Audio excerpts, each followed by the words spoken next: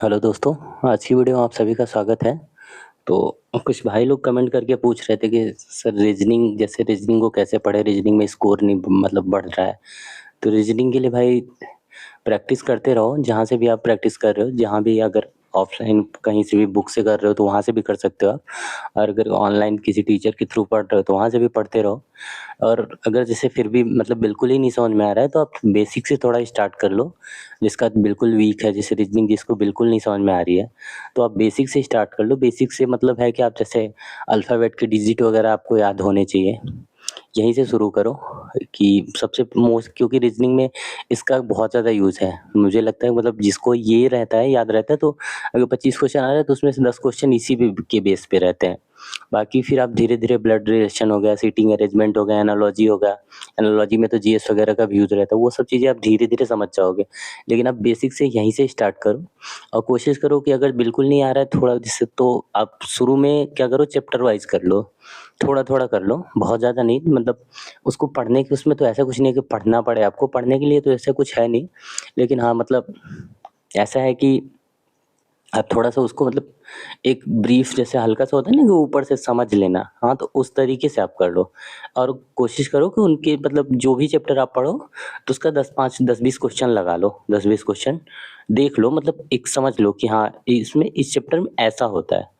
ठीक है? फिर इसके बाद समझ में आ जाने के बाद फिर भी और जैसे बिल्कुल ही कोई चैप्टर है, बिल्कुल भी नहीं समझ में आ रहा है, तो आप उस चैप्टर का नाम यूट्यूब पे सर्च करो, बहुत सारे टीचर हैं, कोई ना कोई तो उसमें से बहुत बड़ी लॉन्ग वीडियो नहीं देखनी, एक छोटी-सी कोई छोटी वीडियो जिसकी हो, किसी भी की किसी से भी देख सकते हो, मैं किसी को प्रेफ़र नहीं करूँगा आप उनसे देख लो, इनसे देख लो, जिसकी भी आपको लगे कि हाँ, ये ठीक है, छोटी-सी कोई वीडियो देख लो, वहाँ से आपको समझ में आ जाएगा, ठीक है?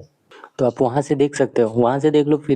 फिर भी फिर ऐसा नहीं है कि बिल्कुल भी नहीं समझ आएगा, थोड़ा बहुत समझ में आ ही जाएगा। आप किसी भी टीचर से देख लोगे, कोई भी हो, छोटे-मोटे वैसे भी जो पढ़ाते हैं, समझाते हैं, छोटी-छोटी वीडियो 10-10, 5 मिनट वाली, उनसे भी देखो तब भी समझ में आ जाएगा।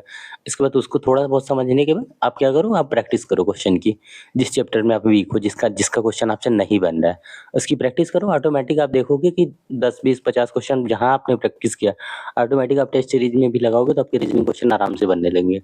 और भाई रीजनिंग के लिए और ऐसा कुछ भी नहीं है कि जिसको बता दूँ कि याद कर लो, ये याद कर लो, वो याद कर लो, ऐसे कुछ नहीं है। बस अल्फ़ाबेट याद कर लो, थोड़ा बहुत आपको जैसे वो होता है ना कि एक 2 से लेके 20 तक वर्ग याद कर लो, घन याद कर लो, ये सब कुछ छोटा जो न्यूमेरिकल वाले क्वेश्चन आते हैं उनमें बनते हैं, ये सब ज़रूरत होती है, तो वो सब थोड़ा बहुत याद कर लो। और बाकी रीजनिंग में ऐसा कुछ नहीं है जो आपको याद करना है, तो बस यही कर लो और अच्छे से क्वेश्चन लगाओ।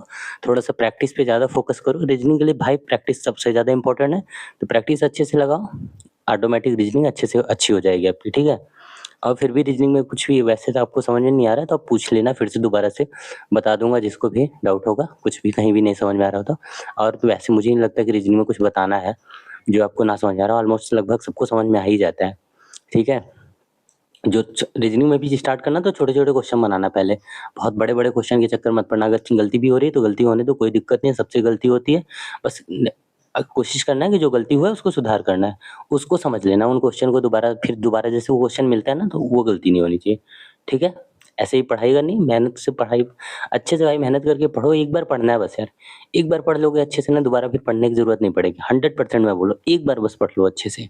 एक बार पूरा फुल टाइम देके फुल सब कुछ छोड़-छाड़ के खाली पढ़ाई कर लो एक बार, दोबारा कभी पढ़ने की फिर ज़रूरत नहीं पड़ेगी, हमेशा वही चीज़ें याद रहेंगी।